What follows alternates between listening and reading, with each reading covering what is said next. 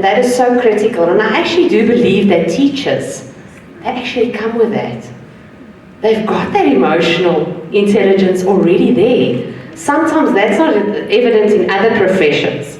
So I would like to now take the opportunity to just go through a few important things so that we can understand how to best manage our emotions positively. Now, if we look at the first thing, and that's probably one of the most difficult things, relieve stress. It's not an easy take. If you deal with a difficult parent, or even a colleague that you don't agree with, or you might love working for the school that you are in, but the leadership, you might not be in leadership, you might be aspire to go into leadership. And because of the fact that a lot of stress is caused, it impacts people's emotional intelligence. The second one is to communicate effectively. We hear this so often in any space that we move in, that communication. But do we really communicate, or do we just communicate to share information or to listen to be able to respond? If you truly communicate, you're going to listen to what a person is not saying. That is critical. Body language. You are going to put yourself in that person's shoes. And I think that by doing that and by showing that emotional intelligence, we are best able to apply that to our leadership style. And that makes a difference. That creates that cherry on top of leadership style if you can bring emotion into it. Empathizing with others.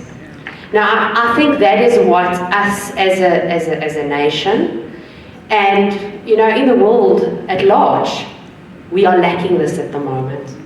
We have forgotten to empathize with others. The only time that we tend to understand is if we've gone through it ourselves. It's a bit of a selfish approach. Yeah. I mean, if you deal with a learner, and I'll share my youngest son and how I was so surprised as a mom. So we moved house this year. My boys were placed into new schools. The one went to high school, the other one had to change schools. He's in grade 3, my youngest. And he also lost his grandfather in April, who he was very near and dear to.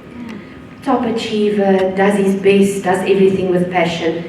And I could see that my son was not completely himself. I didn't understand enough. You as a mom, talk to me, you do everything that you can to try and whatever. But the biggest and most impactful thing that happened is the fact that this new school, which we've not shared everything, because you don't go around always sharing, we all think we should be private about things, and sometimes it helps if you share. But the one afternoon he was driving, I picked him up and he said to me, Mom, I asked him, what's wrong? He says, no, actually, there's a lot of things wrong. But you know what? I've got one amazing teacher.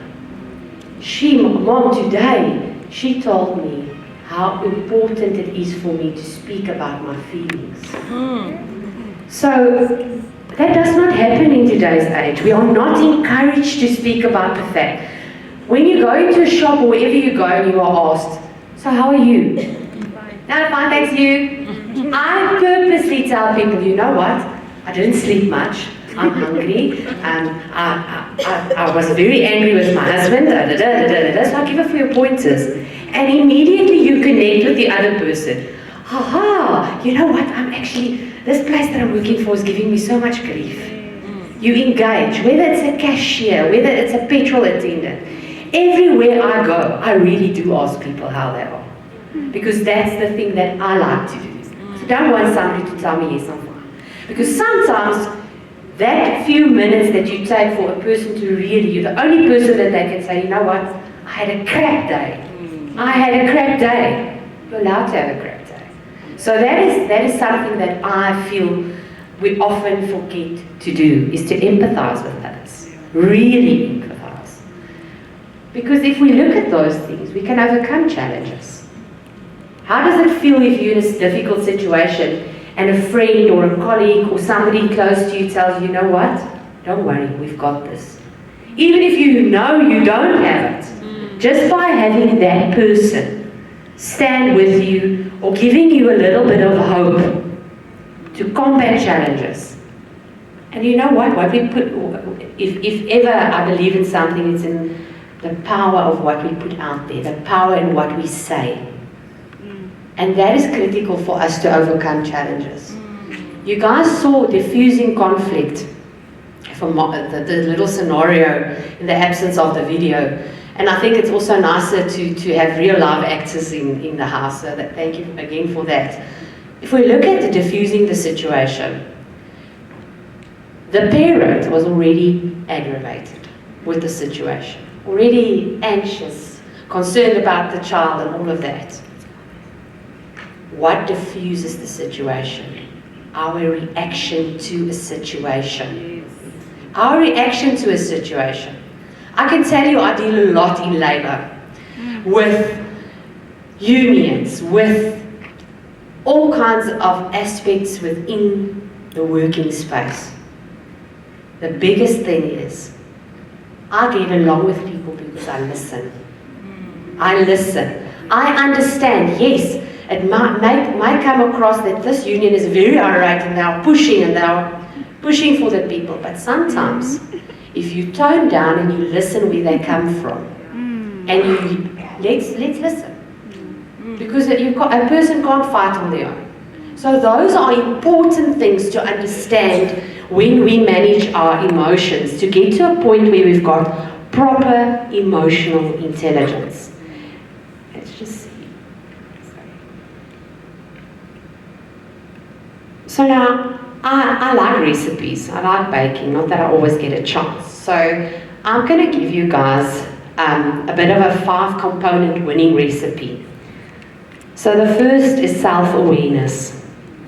And I'm just going to run through it because we're going to do a short exercise after this so that you can, that will aid the self-awareness test that you're going to be doing on yourself. So self-awareness is where everything starts. If we know what to expect from ourselves, if we do introspection, we can correct what we want to in terms of creating a better application of emotional intelligence. This is one that's not always easy, self-regulation. I often struggle with this one, to regulate myself in situations. Motivation. Who here can go without being motivated? We all need motivation, whether it's an encouraging meme, whether we laugh at it or not, words of wisdom by somebody that you look up to, sometimes just that one, something that I live by, and I'm a Christian woman, is I always think about what God says. I know the plans I have for you, plans to prosper. So whenever I feel demotivated, I say, no, if He's got the plans for me, who am I to think anything else? So, and I think inside of each of you guys, you've got that little motto that pushes you, that motivates you. So at least we've got a few of the 5-element recipes. Again, empathy, empathy, empathy. I cannot stress this enough, you guys, and not just with children or parents, with your colleagues. Remember an important thing, and I think you guys hear this quite often. Teachers create all other designations, all other job titles. That is a huge task. That is such a huge task. The most brilliant person in the world, let's take Elon Musk, for instance, with all his capabilities. All his capabilities, his riches and all of that. Would he have been where he is today without being touched by a teacher? No. Without the impact. So I think we need to then also be reminded, and this is the very important one, is social skills. That plays hand in hand, emotional intelligence and social skills. And how often do we see kids? And that takes me back to when, like I mentioned, the coding and robotics school that I had. So a lot of kids, and I did the sessions myself, I went through all the training and all of that because I wanted to see it for myself. And the one thing that, and I'm sure you guys would have amazing stories in terms of this, kids often don't believe in themselves. We know this. They don't believe in themselves. I am not the, in us Afrikaans community, rugby is everything. So the boys are often pushed, if you're not a rugby player, no, sorry, no, then we don't care about you. Or whatever the case, sports, there's heavy focus on sports and all of that. And having engaged with some of these kids, I picked up so much that by assisting them and just being more sociable and understanding that whatever they do, a lot of them started to excel. That's social. If you develop social skills with kids, they know how to engage. It's often because we are an introverted mom, for instance, because you do not develop the social skills, the kid becomes introverted as well. We are losing ourselves by not applying this very important recipe in our lives and the lives of children. So I hope you can take a bit away from this five-piece recipe. And now I'm going to give 2 areas. It's a low and high level of EI. I want you to be honest and select the top 3 on each side. And if you can select, if you're more on the low side, then you know you're going to have to start working. And the goals that Dr. Mavis spoke about earlier, setting goals. You can then look at the high level of EI and say that, okay, I need to, and I'm quickly going to just pull it up so that we know. So if we look there's a whole list of low EI and the high ones. So if you are more on the low side, try and work and put goals so that you get more on the high side of this. Guys, having emotional intelligence application in leadership really makes a difference. Working in the human resource space with a lot of people, often we create and we assist companies to change culture because we assist leaders to understand that you're working with people. That is something that we often forget. There's a person behind that title. There's a person behind that job. So let's see. Let's take a few minutes and I will ask somebody to then share with us. Okay, so on the low side, if you look at, there's a difference between, for instance, bossy and strong-willed. Fine line. Are you resistant to change? So it's, we also need a little bit of low and a little bit of high, but a good combination gives us a good opportunity to have enough emotional intelligence to apply that. Is there anybody that does not have anything on the high side? I don't think so. Not in the space that you guys are in. Okay, is there anybody that would like to share with us their 3 low and their 3 high, and then what their goal is? Which on the high side would they like to work on? Anybody wanting to share with us? Otherwise, I'll pick, when a teacher is in a, let's see the one that's least likely to want to answer. Thank you. Good morning, everyone. Anyway, sitting with my team, Mr. class and the ladies. Under my lows, it's critical, impulse, and perfectionist. Under my high, I'm a patient person, I'm a persuasive person, and lastly, I'm consistent. Before you hand off that, very nice combination. What is your goal? on the high side would you like to work on, to include in that list of yours?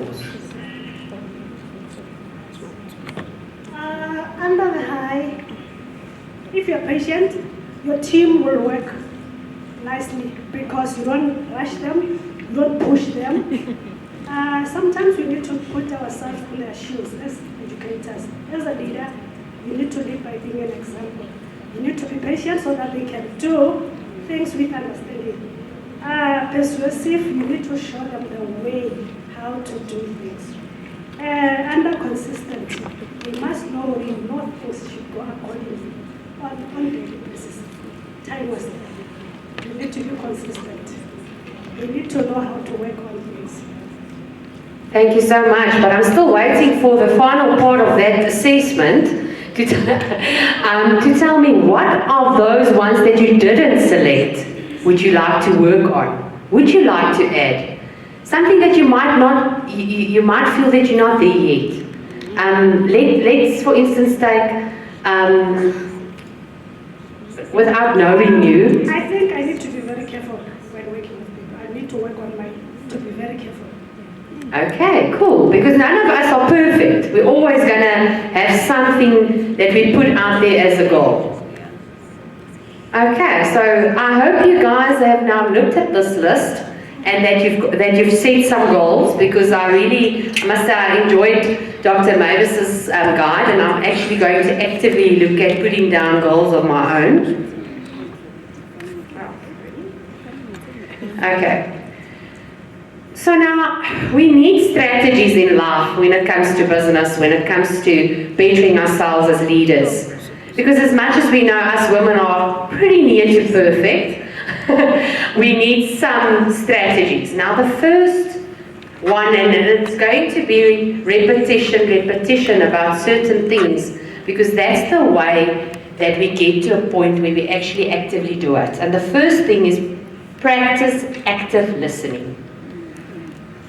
Now the best example, nothing against men at all, I live in a house full of men, I've been married for 17 years, but that is something that if you're married for a long time, you actually put that aside sometimes. We forget to actively listen.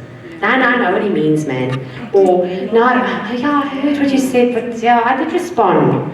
Or whatever the case is. So often we get to a point where we've stopped actively listening, just because we know a person. Now, I know this principal, man, he's always like that. Are we actively listening? Are we actively listening, looking at a person and understanding what they're not saying? This is one of the things that I believe is an ongoing, it's a work in progress constantly, because we often forget. The longer that you work with colleagues, the longer that you're married, the longer that you know a person, you stop to actively listen. You listen to respond. Okay, so let's quickly run through the last part. Emotional awareness. We cannot take emotion out of it. And identify your emotions. Are you quick to get angry? Then you know that's something that you need to work on. And understand your stresses. What is causing you to act emotionally? To not direct your emotions appropriately. Because we are emotional creatures, us as females specifically. So those are important strategies that you need to focus on. I'm just quickly going to run through it so that we don't, with time. So here's important things that leaders with high emotional intelligence are able to do. Understand and manage their own emotions. Now that is difficult. I don't know who here can agree with me, but as females it's difficult to handle our, often to manage our emotions. You're frustrated because I'm working and I have to keep the household going and I have to worry about the kids and their tasks and I think the one thing that I think has got, if you're a teacher, as a parent, you've got it so much worse. Because it's often a situation whereby you give so much to other kids and you neglect your own. I've got a sister as a teacher and I see that often.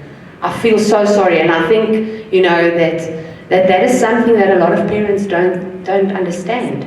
"Ah, but it's a teacher's child." It's a constant thing. So, guys, understand your emotions and channel them. Recognize and understand the emotions of others. Emotions, emotions, emotions. If you see a person cry, what does that do to you? You want to console them. I was taken aback when I heard that story about, oh, you're driven. It's sad. So let's go back to really be driven by emotions. Not completely, don't cry for everything. I'm not saying that. But recognize the emotions of others. Understand if somebody's down. And build strong relationships with employees, colleagues, and all of that. And if you're in a situation whereby you work at a school or a place where you're not happy, remove yourself from there. If it's not conducive for yourself, and I know it's easy to say, it's not easy, but if I look at blogs of teachers, I love my profession, don't like where I'm working. That is heartbreaking. So I can actively say that if you build relationships and it's still not working for you, remove yourself out of it. Again, the communication part of it.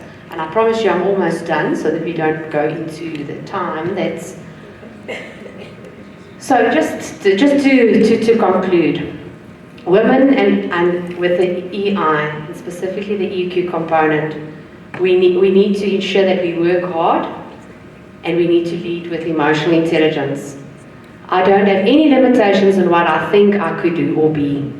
So I would like you to take away that 5 P's recipe and also to be reminded that the emotions that you are going through, self-doubt, not feeling good enough, in your specific circle with your fellow colleagues, experiencing the same.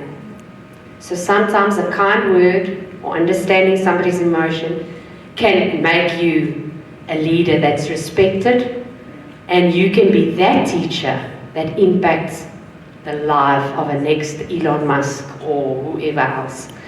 So thank you for the opportunity, and I hope you can just add a little bit of emotion to everything that you do. Thank you, ladies. Another round of applause.